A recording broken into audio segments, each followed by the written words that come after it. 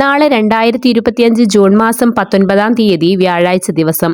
നാളെയും തുടർന്നുള്ള ദിവസങ്ങളിലും നിങ്ങൾ അറിഞ്ഞിരിക്കേണ്ട പ്രധാന വാർത്താ അപ്ഡേറ്റുകളാണ് ഇന്നത്തെ ഡെയിലി അപ്ഡേറ്റ്സിൽ ഉൾപ്പെടുത്തിയിരിക്കുന്നത്. വാർത്തകളിലേക്ക് കടക്കുന്നതിന് മുമ്പ് വീഡിയോ ഒന്ന് ലൈക്ക് ചെയ്ത് കാണാൻ ശ്രമിക്കുക. സുഹൃത്തുക്കളിലേക്കായി ഷെയർ ചെയ്യാനും മറക്കാതിരിക്കുക. ഒന്നാമതായി, സംസ്ഥാനത്തെ PM കിസാൻ സമ്മാൻ നിധിയുടെ 2000 രൂപ വീതം ലഭിക്കുന്ന കർഷകരുടെ അറിവിലേക്ക്. ഇതുവരെ 19 ഗഡുക്കളാണ് വിതരണം പൂർത്തിയായിരിക്കുന്നത്. ഏപ്രിൽ, മെയ്, ജൂൺ മാസങ്ങളിലേക്കുള്ള 20ാമത്തെ ഗഡു ജൂൺ മാസത്തോടെ തന്നെ വിതരണം ഉണ്ടായിരിക്കുമെന്നാണ് സൂചനകൾ ലഭിക്കുന്നത്. എന്നാൽ തുടർന്നുള്ള PM കിസാൻ സമ്മാൻ നിധിയുടെ ആനുകൂല്യങ്ങൾ ലഭിക്കുന്നതിനായി ഇനി മുതൽ കർഷകർ അഗ്രിസ്റ്റാക്ക് രജിസ്ട്രേഷൻ പൂർത്തിയാക്കേണ്ടതുണ്ട്. ഇതിനായി അനുവദിച്ചിട്ടുള്ള അവസാന തീയതി നിലവിൽ ജൂലൈ 31 വരെയാണ്. അതുകൊണ്ട് തന്നെ ജൂലൈ 31 ശേഷമുള്ള PM കിസാൻ സമ്മാൻ നിധിയുടെ ഗഡുക്കൾ ലഭിക്കുന്നതിനായി ഈ രജിസ്ട്രേഷൻ പൂർത്തിയാക്കേണ്ടത് നിർബന്ധമായിരിക്കും.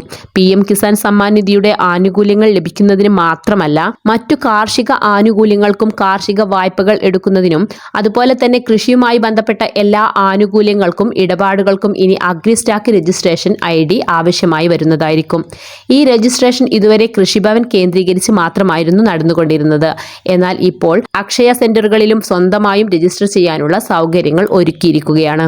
അടുത്തൊരു അറിയിപ്പ്, ഇറാൻ ഇസ്രായേൽ യുദ്ധം ഇന്ത്യയിലെ ജനങ്ങളെയും ബാധിക്കുമെന്ന സൂചനകൾ നൽകി രാജ്യത്തെ FMCG കമ്പനികൾ. യുദ്ധം മൂലം അസംസ്കൃത വസ്തുക്കൾക്ക് വില കൂടുന്നതിനാൽ സോപ്പിൽ തുടങ്ങി ബിസ്ക്കറ്റ് വരെയുള്ള വിവിധ നിത്യോപയോഗ സാധനങ്ങൾക്ക് വില കൂടുമെന്നാണ് FMCG കമ്പനികൾ നൽകുന്ന മുന്നറിയിപ്പ്.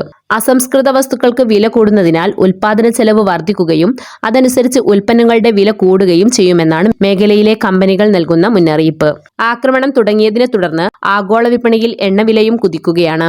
തൽഫലമായി ഇന്ത്യൻ വിപണിയിലും എണ്ണവില കൂടുമെന്നാണ് വിദഗ്ധ അഭിപ്രായം. ആഗോളതലത്തിൽ എണ്ണവില ഉയരുന്നതിനനുസരിച്ച് പ്രധാന എണ്ണ ഇറക്കുമതി രാജ്യമായ ഇന്ത്യയിലും അയൽ രാജ്യങ്ങളിലും വില വർദ്ധിക്കുമെന്നാണ് റിപ്പോർട്ട്. അടുത്തൊരു അറിയിപ്പ്, കൊച്ചി കടലിൽ അപകടത്തിൽപ്പെട്ട MSC എൽസ 3 കപ്പലിൽ നിന്ന് രാസവസ്തുക്കൾ കടലിൽ കലർന്നിട്ടില്ലെന്ന് കുഫോസ് പഠനം. മത്സ്യസമ്പത്ത് നിലവിൽ സുരക്ഷിതമാണെന്നും മീനുകൾ കഴിക്കുന്നതിൽ ആശങ്ക വേണ്ടെന്നും കേരള മത്സ്യ സമുദ്ര പഠന സർവകലാശാല കുഫോസ് നടത്തിയ പ്രാഥമിക റിപ്പോർട്ട് പറയുന്നു. പഠനത്തിന്റെ പ്രാഥമിക റിപ്പോർട്ടാണ് പുറത്തു വന്നിരിക്കുന്നത്. സംസ്ഥാന ഫിഷറീസ് വകുപ്പിന്റെ നിർദ്ദേശപ്രകാരം കുഫോസിലെ centre for aquatic resource management and കൺസർവേഷനാണ് പഠനം നടത്തിയത്. സംഭവത്തിന്റെ റഫറൽ സ്റ്റേഷനായി പരിഗണിക്കപ്പെടുന്ന കൊച്ചി, അപകടത്തിൽപ്പെട്ട കപ്പലിന്റെ പരിസരം, ആലപ്പുഴ, തോട്ടപ്പള്ളി, കൊല്ലം എന്നിവിടങ്ങളിൽ നിന്നാണ് പ്രധാനമായും സാമ്പിളുകൾ ശേഖരിച്ചത്. അടുത്തൊരു അറിയിപ്പ്, മദ്യപിച്ച് ജോലിക്കെത്തുന്നവരെ കണ്ടെത്താൻ ബ്രത്തലൈസറുമായി KCBയും. പോലീസിനും KSRTCക്കും പുറമെയാണ് KCBയും ബ്രത്തലൈസർ പ്രയോഗം നടപ്പിലാക്കിയത്. ആദ്യപടിയെന്നോണം ഇക്കഴിഞ്ഞ മാർച്ചിൽ 4ഓളം ബ്രത്തലൈസറുകൾ KCB വാങ്ങുകയും പരിശോധനയിൽ 3 പേരെ പിടികൂടുകയും ചെയ്തതാണ്. KCB ജീവനക്കാർക്കെതിരെ ലഭിച്ച പരാതിയുടെ അടിസ്ഥാനത്തിലാണ് ബ്രത്തലൈസർ ടെസ്റ്റ് നടത്താൻ KCB തീരുമാനിച്ചത്.